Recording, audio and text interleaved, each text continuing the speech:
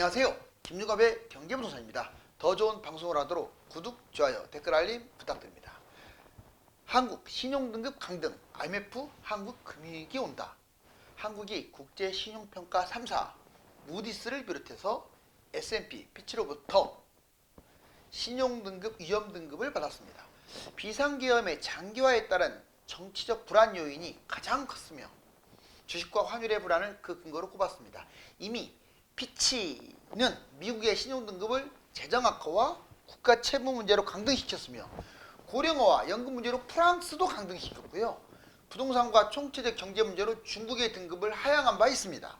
IMF는 한국이 최대 위기에 처했다며 금융위기가 온다고 경고한 상황입니다. 유료성 남은 010-2616-6276 제가 직접 몇 사람인가 입지를 전해드립니다. 지금 바로 전화 주십시오. 자, 지금 보시면 지금 국기가 찢어지고 난리죠. 우리나라가 좀 안전했으면 좋겠네요. 미국도 신용등급 강등, 중국도 강등. 자, 지금 전 세계적으로 이 신용등급 강등이 되면요 정말로 문제가 됩니다.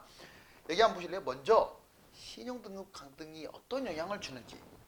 신용등급 강등, 경제에 덮친 비상계엄 후폭풍. 지금 불확실성 때문에 그래요. 빨리 탄핵이 돼서 내려가던가 구속을 시키던가 뭔가 완전히 끝나지를 않으면요 이 불확실성이 제일 문제가 되거든요. 신용등급 영향, 계엄령 장기화가 된다는 게 제일 안 좋아요. 대통령 조기 퇴진이 불발돼 버렸죠. 신용등급 위기입니다. 지금은 제가 뭐 정치적 발언은 일도 하고 싶지 않아요. 순전히 경제, 국가 이런 문제에서 접근하겠습니다. 한국 정치 문제를 인식하게 됐어요. 저기 이탈리아나 뭐 프랑스급인 대한민국이 저렇게 정치가 형편없나? 아니 세상에 세계 10위권 경제대국이 아무 이유 없이 저런 식으로 계엄령이 선포되나? 이렇게 생각하고 있어요 지금. 여러분들 생각해보세요. 이탈리아가 갑자기 계엄령, 프랑스가 계엄령 선포된다고 생각해보세요. 황당하지 않겠어요? 누가 그런 나라에 투자를 하려고 하겠어요? 향후 투자자가 급감할 정말 우리나라의 그 좋은 이미지를 엄청나게 하향시켰습니다. 튀르키예 그 사례 있잖아요. 그 비상계엄, 그리고 미국도 부채 때문에 그 대체했다고 해서 강등을 해버렸어요. 피치가. 자, 경제 침체. 지금 주식, 환율, 부동산 어떻습니까? 급락하고 있잖아요. 지금 신용등급 직격탄이 줄 수도 있어요. 이런 부분이 계속 추락하게 되면. 성장률, 국내 소비, 수출입 등 이 지표도 아주 안 좋아요. 이 한국에 대한 정치, 경제적 인식이 긍정적이어서 부정적으로 지금 변화됐습니다. 대한민국이란 나라는 언제 정치 싸움으로 난장판이 될지 모르겠다. 그런 나라에 누가 투자합니까? 빨리 이 인식을 새롭게 바꿔 나가야 할 것 같아요. 자, 기업 신용, 국가부채. 지금 더군다나 반도체, 자동차 대기업들 지금 힘을 못 쓰고 있어요. 경쟁력이 약화돼가지고 10월 은행 가계대출 주담대도 좀 감소는 했지만 아직도 엄청나게 많습니다. 6,029억이 감소됐다고 하지만 지금 1,800억 단위 그때 지금 대출, 가계대출 정말 무시무시하죠. 한국 신용등급 강등. 자, 무디스 비상계엄 사태 장기화, 한국 신용도 악화 우려 경고. 지금 강력하게 경고하고 있어요. 신용등급 무디스, S&P, 피치가 각각 어떤 말들을 했는지를 한번 알아볼까요? 먼저 무디스 비상계엄 사태 장기화, 신용등급 하락 강력하게 경고했습니다. 지금 가장 안 좋은 것은 비상계엄 사태가 장기화되는 거예요. 지금 2월달에 뭐해서 3월달에 뭐해서 지금 정신 나간 인간들 많습니다. 아니 빨리 이 상황을 끝내야 하는데 2월달에 하야하고 3월달에 하야하고 이거 저는 중립을 지키지만 그건 아닌 것 같아요. 당장 구속을 시키든지 당장 하야를 하든지 당장 탄핵을 하든지 그 길밖에 없어요. 우리나라 경제를 살릴 길을 말하는 거예요. 정치적 여파와 불확실성 이것 때문에 그래요. 지금 불확실성은 탄핵이 되면은 괜찮아요. 근데 지금처럼 막 네가 잘했니 내가 잘했니 이렇게 가버리면요 어떤 일이 벌어질지를 몰라요. 만약 코스피가 2000 밑으로 추락하고 달러가 막 1,500까지 올라가 버리면 진짜 경제위기 터질 수 있습니다. 오늘 제목처럼. 인구 고령화 이것도 부정적이에요. 자, 지금 무디스는 AA2 안정적 등급을 유지하고 있는데 계엄 사태 지속하면 등급을 하락시키겠다. 강등시키겠다. S&P 계엄 사태에 엄청 충격받았다. 한국이란 선진국이 정치적 리스크가 이 정도 클 줄 몰랐다. 앞으로 투자에 문제가 될 가능성이 있어요. 해외 기업 투자 심리는 더 안 좋습니다. 기업 신용도 많이 둔화됐어요. 대한민국의 국격이 엄청나게 올라갔었는데 한 사람 때문에 완전 급추락한 거죠. AA 안정적 등급이었는데 대외 신용이 하락하게 되고 그렇게 되면 우리나라도 신용 등급이 떨어진다. 이게요, 신용 등급 하락하겠다고 경고 여러 차례 하고 떨어뜨리지 않아요. 그냥 바로 떨어뜨립니다. 그리고 한 단계 떨어질지 세 단계가 떨어질지는 아무도 몰라요. 피치 한국 계엄령 선포된 자체가 투자자들이 불안을 인식하게 됐다. 즉 다음에 투자를 안 할 확률이 커졌다 이 말이에요. 이거 어떻게 합니까? 돈으로 환산할 수도 없고. 정치 리스크와 불확실성, 정부 부채 증가 이렇게 되니까 계속 하락하고 있잖아요. 오늘 뭐 코스피 뛰었는데요. 무슨 의미가 있어요? 그게? 오늘 뛴 게 의미가 있나요? AA- 그나마 무디스, S&P, 피치 우리나라 한국 신용등급이 높은 편이에요. AA- 안정적 등급인데 신용등급 하락 또는 부정적으로 바뀔 수가 있다. 자, 여러분들 우리나라가 지금 미국하고 거의 이제 비슷하거나 아니면 이제 일본은 앞질렀고요. 중국하고 비슷하거나 중국도 안 찔렀습니다. 우리나라가 어때요? 상당히 신용등급 높아요. 유럽에 좀 규모가 큰 나라들하고 대등합니다. 한국 신용등급 외환보유고 보시면 피치 AA-, 무디스 AA2 같은 의미예요. 이게 S&P는 AA. 자, 지금 긍정적으로 계속 유지를 하고 있는데 현재는 변동이 안 됐습니다. 그런데 이거 지금 당장 바꿔버릴 수도 있다고요. 정치 사태에 따라서 줄어드는 외환보유액. 자, 지금 외환보유액이 우리나라가 적은 편은 아니에요. 그런데 여기 보세요. 4천 거의 700억까지 갔던 게 지금 4,200억까지 계속 줄어들고 있어요. 환율도 방어하랴 또 국가의 어떤 채무 문제도 있고 해서 지금 줄어들고 있는데 자, 주요국 국가 신용등급 보세요. 우리 대한민국이 무디스, 자, 한국, 프랑스, 아부다비, 아랍에미리트 이렇게 이런 나라하고 지금 비슷하고 스탠더드 앤 푸어스 여기는 한국, 프랑스, 역시 대만, 벨기에, 영국과 비슷하고 피치 한국, 영국, 벨기에 이런 나라들하고 비슷해요. 여기 상당히 높은 편이에요. 그 밑에 지금 일본은 여기 있잖아요. 지금 일본, 중국, 일본, 중국 여기 있고 일본, 중국 여기 있고 중국 있고 일본 있고. 자, 우리나라보다 잽이 안 되죠. 많이 내려왔죠. 그런데 우리나라가 이렇게 잘 나가다가 꼬꾸러지면 문제가 되겠죠. 여기 보시면 신용등급이 강등되면 뭐가 문제냐? 일단 심리적으로 문제가 돼요. 그러면 투자를 안 하고요. 우리나라에서 돈이 쭉 빠져나갈 가능성이 큽니다. 일단 보자고요. 미국 신용등급 강등의 여파, 중국 저성장의 공포가 있었죠 한때. 근데 이제 우리나라 신용등급 고려 요소, 경제, 정치, 기타로 한번 구분해 볼게요. 어떤 걸 고려하느냐 신용등급에서. 먼저 경제, GDP가 어느 정도 성장을 하느냐, 규모, 그다음에 소득, 환율, 국제수지 이걸 따져요. 정치적인 부분에서 정치가 얼마나 안정하느냐, 위험하냐, 또 정책 효과는 어떻냐, 지정학적 상황은 어떻냐, 또 부패 정도는 어떻냐. 지금 정치 안정이 아주 중요한데 제일 중요한 요소가 지금 흔들리니까 기타, 외환보유고, 외채, 재정적으로 어떻냐, 흑자가 나냐 적자가 나냐, 채무상환 그런 의지라든가 그 능력은 되느냐, 신용등급의 영향. 자, 일단 신용등급이 떨어지든 올라가든 이 문제가 돼요. 이자율이 문제가 돼요. 등급에 따라서 자금 조달, 즉 이자율이 세집니다. 강등되면. 그럼 이자가 세지면요 얼마나 그 갚는 이자가 많아지기 때문에 국가가 힘들겠어요. 투자자들도 신뢰. 자, 국가 신용등급이 떨어지면 강등되면 투자자가 신뢰가 확 떨어져 버려요. 이거의 바탕이 되는 게 신용 등급이에요. 정부 정책도 문제가 됩니다. 신용 등급에 맞춰서 돈이 더 나가게 돼요. 자꾸 예비비만 올리라고 하지 말고 신용 등급 떨어지면 이자가 많이 나간다는 걸 좀 생각했으면 좋겠어요. 왜 이 불안 사태를 계속 지속하려고 하는지. 그걸 또 악용하는 세력도 있고. 아 참나. 자, 피곤해 죽겠습니다. 신용 등급 강등 사례. 미국은요. 피치가 거의 피치가 했던 것만 사례를 보여드릴게요.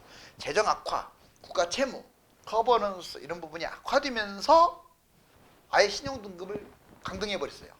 그 강대국 미국을. 프랑스 피치가 고령화 사회라는 이유로 또 연금 개혁에 문제가 있다는 이유로 강등시켜 버렸습니다. 중국 피치는 이제 중국이 안정적에서 부정적으로 지금 온갖 잡동사니 총체적 문제는 중국이 다 끌어안고 있잖아요. 한국 경제 3대 폭탄이 생겼어요. 원래는 2대 폭탄이었는데 정치 폭탄이 생기는 바람에 다른 거에도 영향을 주고 있어요. 대한민국 총체적 위기, 관세 폭탄, 정치 폭탄, 지표 폭탄. 그렇지 않아도 지금 각 모든 나라들의 자국 중심의 보호무역, 특히 이제 트럼프, 미국, 자 대미 흑자국이 타깃이 될 텐데 어떻게 합니까? 20에서 25% 관세 때리고 FTA 개정 압박이 현실화되고 있네요. 자동차, 반도체 등 우리나라의 핵심 수출이 가뜩이나 타격을 받고 있는 상황에서 관세까지 때려. 그런데 여기에 불질러버린 게 정치 폭탄이에요. 계엄령 이후에 탄핵 지금 버티게 하고 있잖아요. 또 버티게끔 만들어주는 사람들이 있잖아요. 지금 그 국가의 주인은 국민인데 국가의 주인은 대통령 또는 국회가 돼버렸어요. 불확실성이 증가됐습니다. 국격에 맞지 않은 정치, 투자자 충격. 정말 투자자들은 엄청난 충격에 사로잡혔죠. 정치 분열과 내란 사태인데도 불구하고 당리 당략으로 서로 활용하고 있고 지표 폭탄, 킹 달러가 도래했죠. 지금 1400대가 뭡니까? 1420, 30 그냥 가볍게 넘나들죠. 여기에서 재수없으면 이제 1500, 1600 가는 거예요. 미국 주가 폭등했지만 한국 주가 폭락 아주 심각하죠. 지금 다른 나라 주가 올라갈 때는 우리나라도 따라가지 않은데 이건 뭐 그냥 특히 개인들이 불안해갖고 더 던지고 있죠. 외국인들은 잠깐 주춤하는 것 같은데 정치 불확실성 증가로 한국 자산 급락. 지금요 어제 워낙 폭락했기 때문에 다른 나라는 올랐는데 어제 폭락을 했기 때문에 오늘 올라간 거지 뭐 좋아서 올라간 게 아니에요. 결국은 지금 상태가 지속이 되면요 진짜 큰일 납니다. 난리 나요. 당리당약으로 지금 서로 여든 야든 국민은 안중에도 없고 삼성전자 무너진 거 보세요. AI 시대 기술 도태 지금 삼성 많이 지금 노력하고 있어요. 그나마 다행히 HBM 소리에서 SK 하이닉스한테도 추월당하고 HBM3 테스트 실패 최대 위기를 맞이했는데 AI 기존 D램 방식을 고수하다가 이 꼴 난 거예요. 무조건 적자 흑자 이 개념으로만 접근하다가 이 삼성이라는 그 대단한 회사가 어쩌다가 미래를 위한 투자를 한 치 앞을 못 보고 말도 안 되는 임원들이 판을 치는 바람에 자 폰도 그래 경쟁력 약화 신세대 아이폰 애플 점유율이 25% 좀 돌파했습니다. 우리나라 젊은 층도 애플만 쓴다는 것도 좀 반성을 해볼 문제예요. 그나마 우리나라 사람들이 상당히 애국심이 강해요. 삼성 걸 써주니까 지금 버티는 거야. 그쪽은 모르고 지금까지 지들 잘나가지고 지금 모든 게 다 된 줄 알았어요. 폴더블폰 화웨이 1등 삼성 마이너스 25%. 지금 선점 효과도 완전히 사라져버리고 가전 볼까요? 가전제품은 한때는 망한 소니한테도 역전당할 정도로 유럽 최대 가전 IT 전시 지금 중국이 무섭게 따라가고 있어요. 한국 독점 종결 선언해버렸어요. 여러분들 우리나라가 독점했던 시대는 끝났습니다. 중국이 치고 오고 있거든요. 총체적 위기입니다. 한마디로 경영위기. 삼성, 이재용, 전영현 혁신에 의문이 생겨요. 워낙 유약해요. 제가 보기에는. 반도체 파운드리, HBM 격차 점점 확대되고 있는데 이번에 좀 잘 좀 했으면 좋겠습니다. 사측은 계속 안주했고 노측은 투쟁하느라고. 솔직히 삼성이 그 전에 노조 없어가지고 많이 발전했었는데 이제 노조가 생기면서 글쎄요. 자, 은행권 위기 심각, 계엄령 후폭풍. 가뜩이나 지금 대기업도 힘든데 은행도 문제네요. 제2금융권, 깡통대출, 국책은행까지도. 저축은행 고정이하 29.7, 연체율이 8%대, 새마을 연체율 7%대, 고정이하 19.4, 상호금융 연체 4%대, 고정이하 19.7. 이게 은행입니까?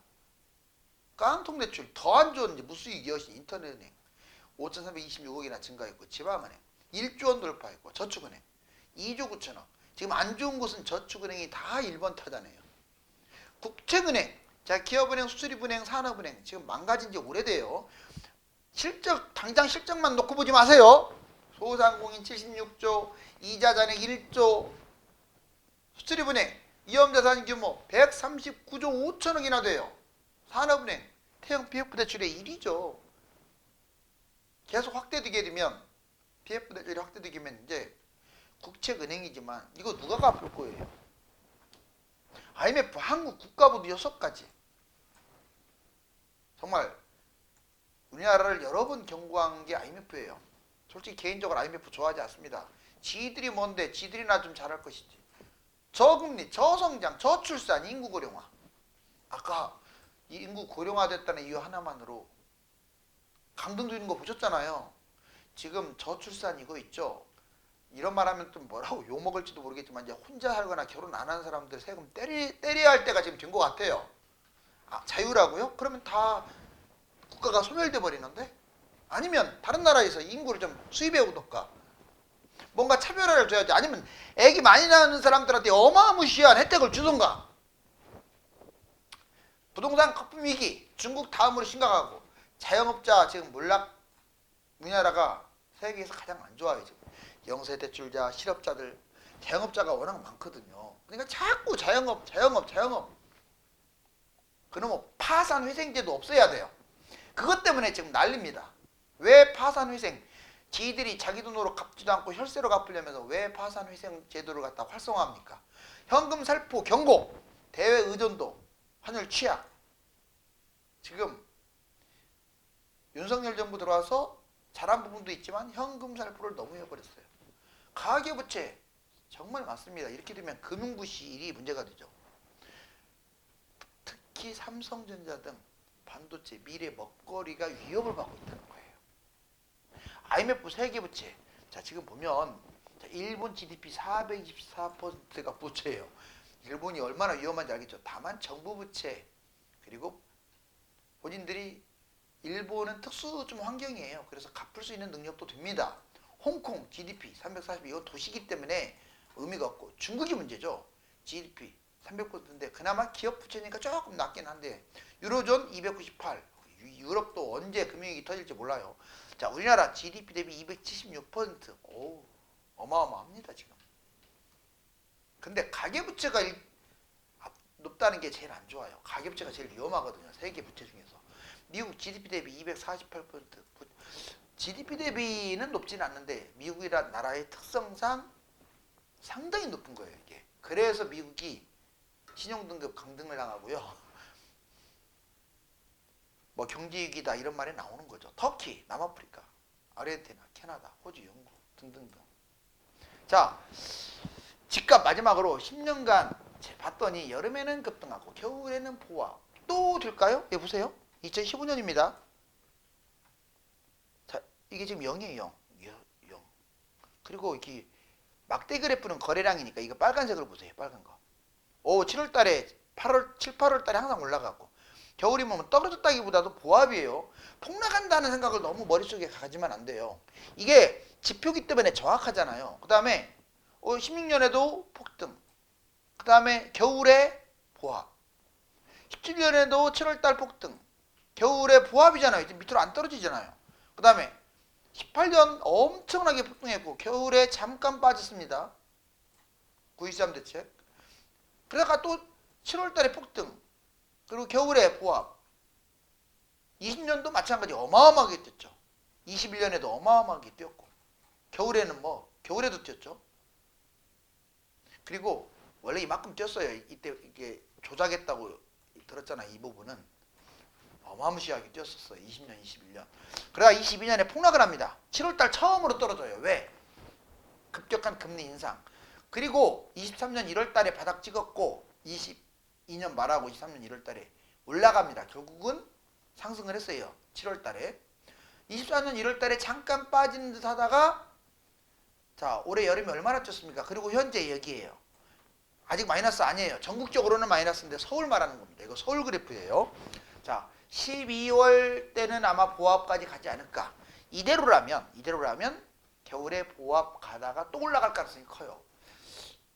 왜 올라간다고 생각하냐면 지금 다른 나라 주식 그리고 돈을 찍어내는 거, 또 금리 인하 이런 부분들 때문에 그런 거예요. 같이 가거든요. 근데 우리나라가 지금 못 가는 것은 경제는 이제 어느 정도 소화시키고 올라가려고 했더니 그놈의 계엄령이 터져가지고 지금 못 가는 거예요.